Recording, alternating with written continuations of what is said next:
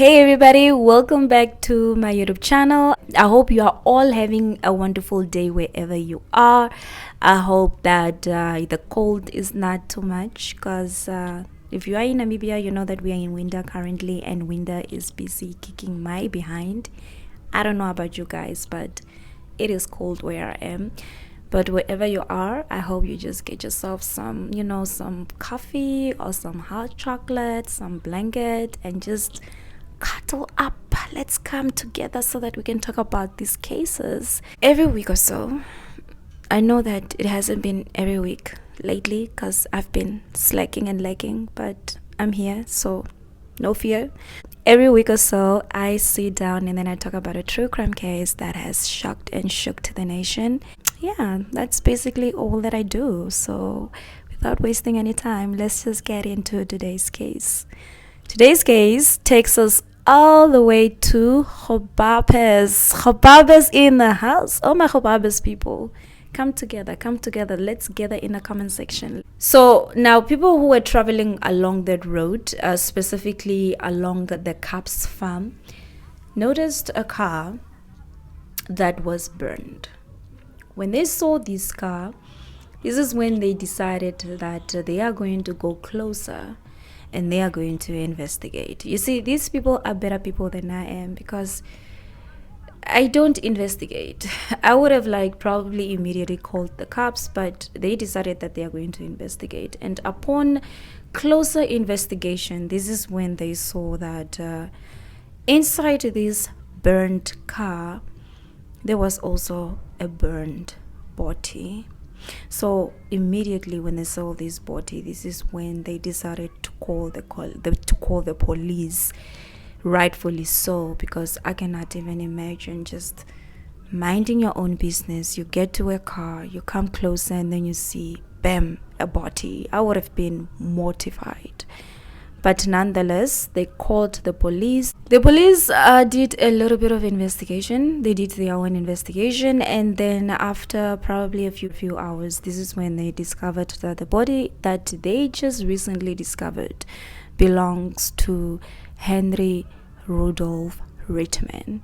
Henry Rudolph Rittman was only 35 years of age when he was murdered.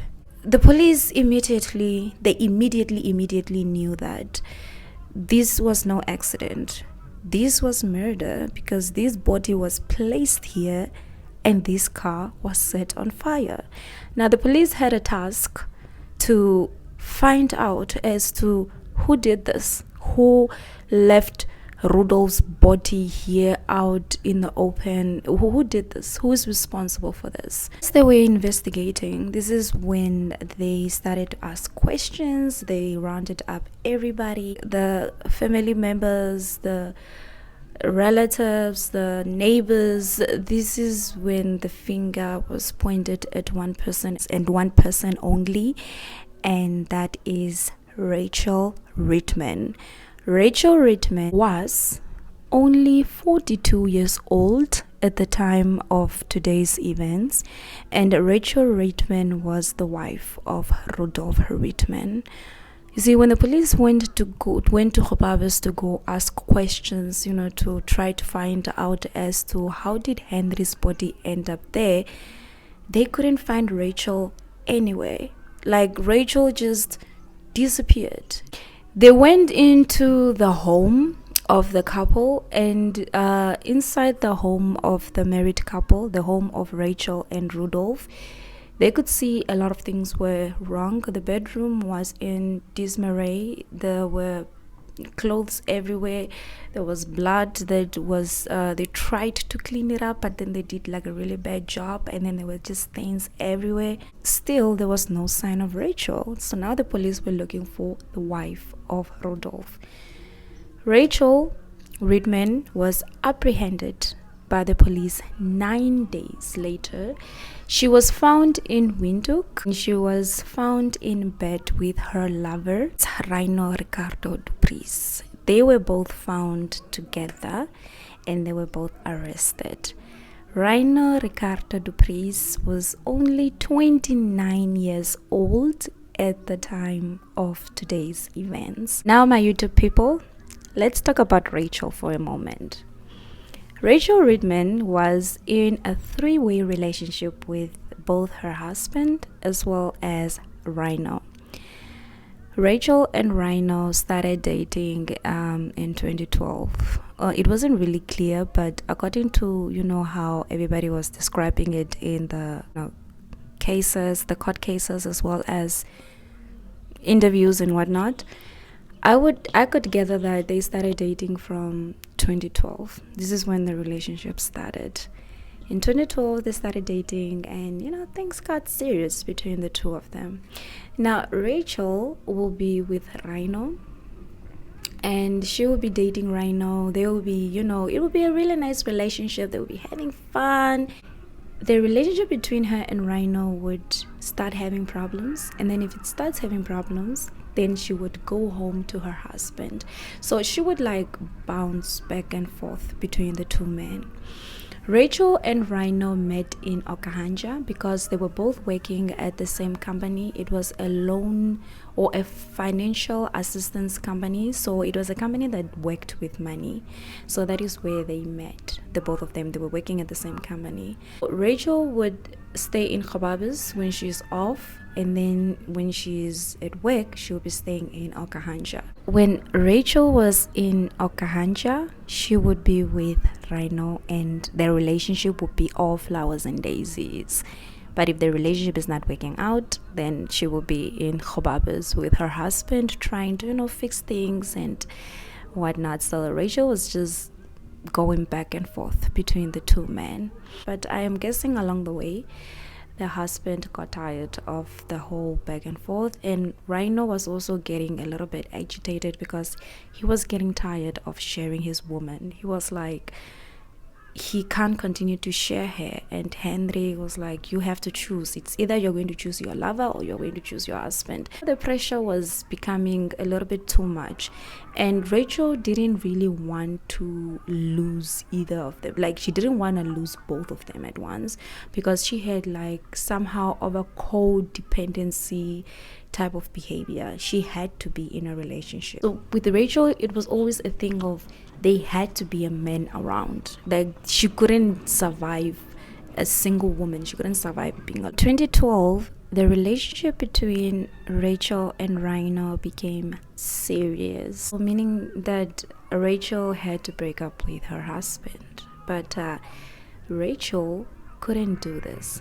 Rachel couldn't do this at that time simply because Rachel wanted to make sure that she was included in the will, the inheritance. She wanted to make sure that she was going to get a certain amount of money if her husband were to either die or leave her. This was the only thing that will guarantee Rachel to leave her husband. Otherwise, she was willing to stay. Allegedly, Rachel stole an amount of 170,000 Namibian dollars at her job. But she didn't do this alone. She did this with Rhino, her boyfriend. It was a whole huge case. Rachel got arrested, and then she was released on a 10,000 Namibian dollars bail.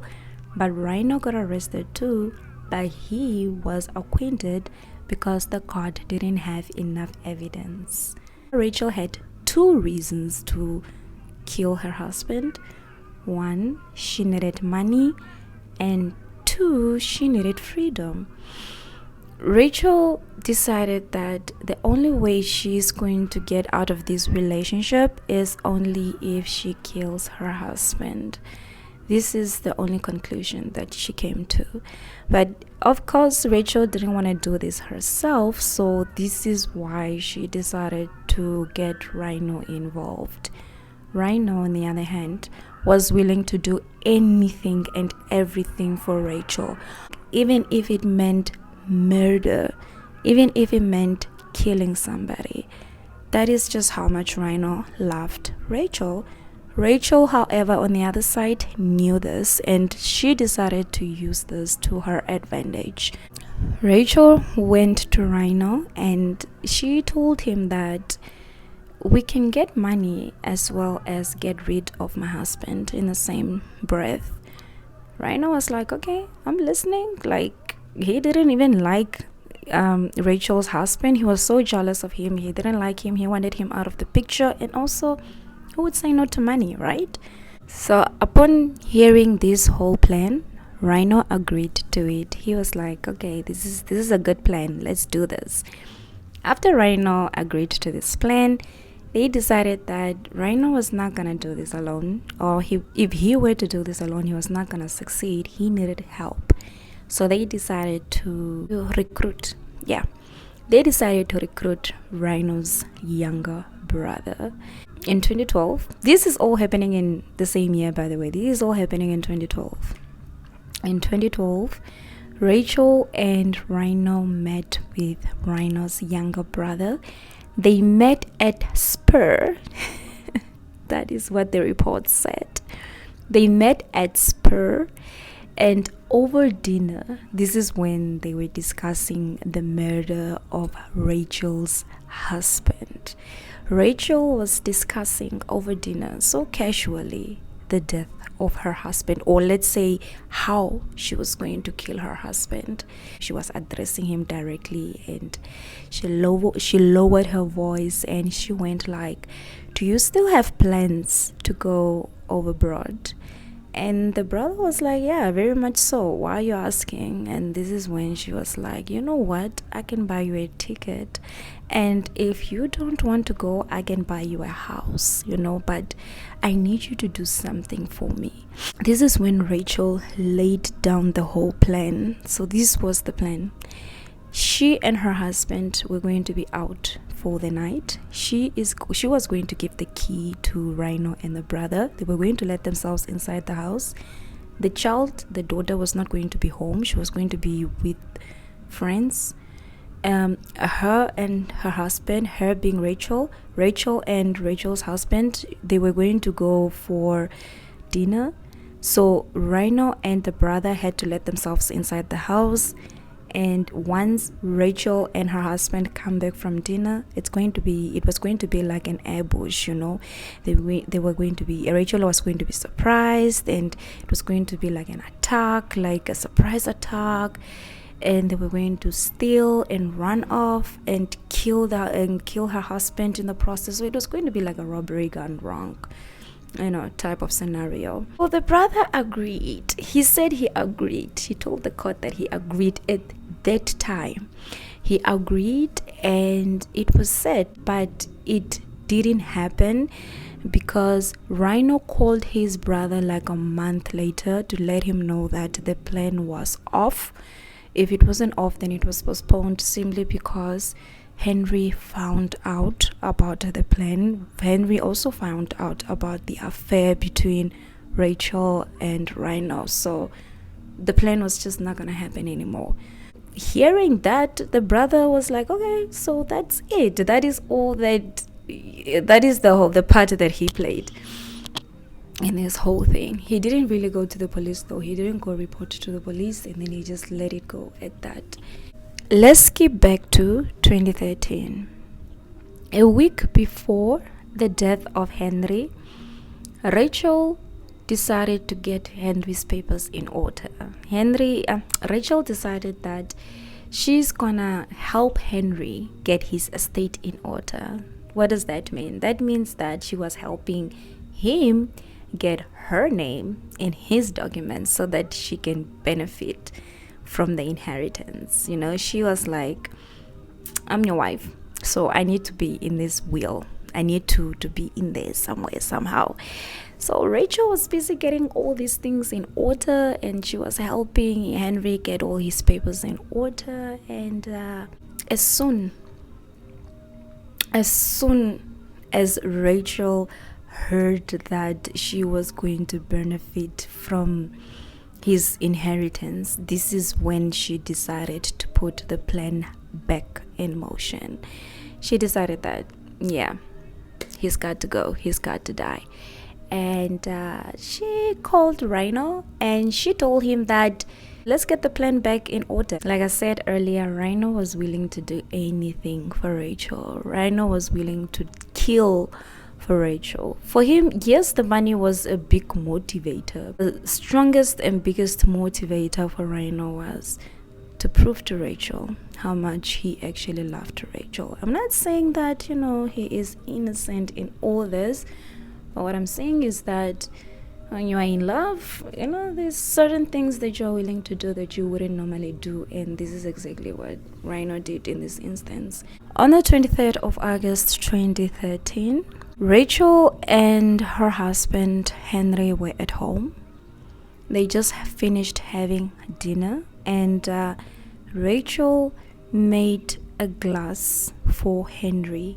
She made him something to drink, because he was unwinding for the night. He was done having dinner and he was relaxing. So she made him something to drink. In this drink, she put a little something. She slipped in a sleeping pill in Henry's drink. She gave the drink to Henry. He drank everything. And after he was done drinking, this is when he decided that he's not feeling well. And he went to the bedroom to go lie down. He fell asleep. While he was sleeping, Rachel called her lover, Rhino, who was just waiting nearby.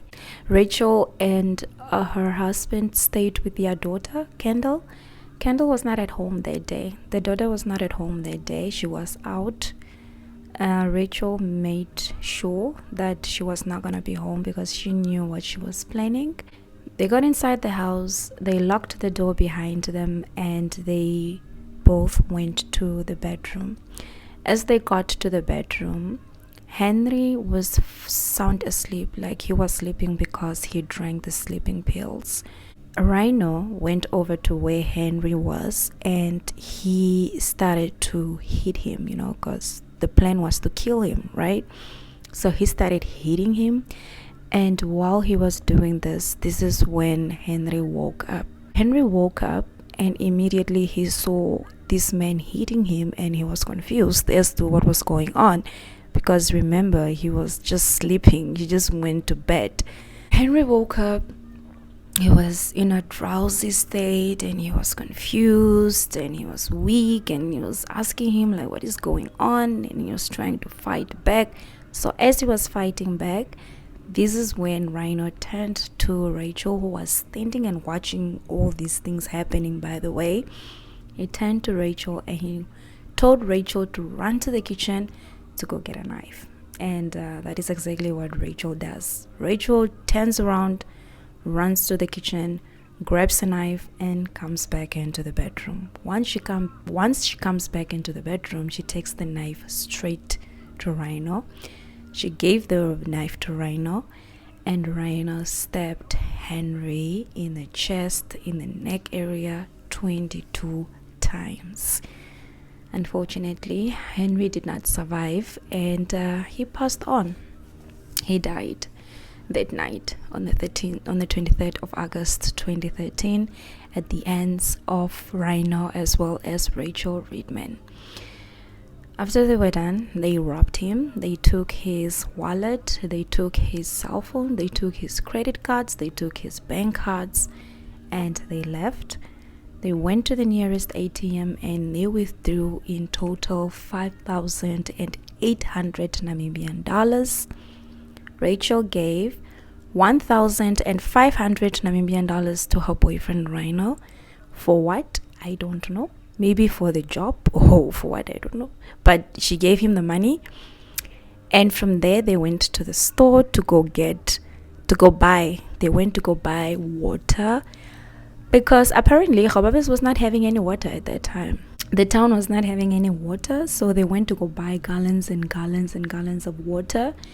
They took this water that they bought back to the house to go clean up their crime scene. They cleaned up what they could clean up, and after they were done cleaning up, they took Henry's body. They loaded his body into his white bakkie. Rhino drove to the Cubs farm along the Hosiakotoko road where the car was discovered. He dumped the car there, and from there he proceeded to Windhoek with Rachel. They went to Windhoek from there, and this is when the car was discovered by the police officers the next day. When they were arrested, Rachel immediately put the blame on Rhino. She did not waste any time. She told the police officers that she only kept quiet. It was Rhino who did everything because he was a jealous, abusive boyfriend who was very aggressive. She just kept quiet because she was scared of him. He's the one who did everything simply because he wanted to kill her husband, because he was jealous of her husband. So the police took this information back to Rhino. They were saying that Rachel is talking, but this is what she's saying. Now, Rhino was like, why would Rachel say that? Why would Rachel say that if this was her plan? She was the mastermind of all this. Why would she blame everything on me? Now the police officers took out their notepads as well as their pens. They flipped them open. They were like, we are listening. And Rhino started singing. Rhino's motive was that he was a jealous boyfriend. Yes, he wanted the money too. He wanted a share of the money, but mostly he was a jealous boyfriend.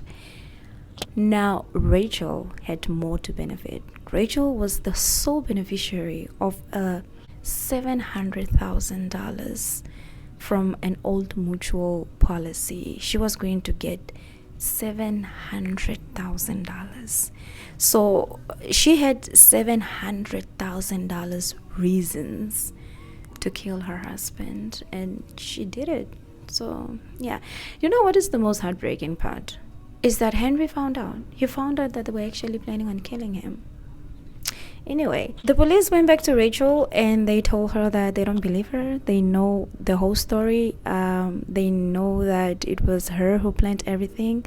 They also told her that Rhino told them everything. So yeah, but Rachel pleaded not guilty. She was still standing on she is not guilty because she wanted to plead insanity.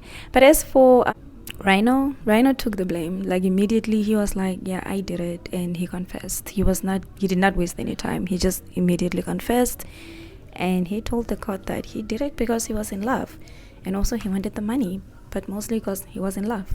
And he was young. He was only like 29 years old.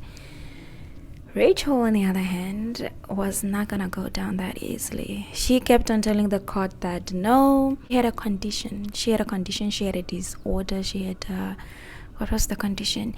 GAD, general anxiety disorder. Everything gave her anxiety, and she would have anxiety attacks and panic attacks and depressing moods, and there are a lot of other illnesses. The court, however, found that this is nonsense, and she was fit to stand trial, and they made her stand trial, and they found her guilty. Rachel was found guilty of murder, conspiracy to commit murder, as well as obstructing the cause of justice, and she was given life imprisonment. Rhino Ricardo Dupris was also found guilty for murder, conspiracy to commit murder, as well as the obstruction of justice, and he was given 34 years imprisonment. You see, my biggest concern was the children. Not only did they lose their father, they lost their mother as well.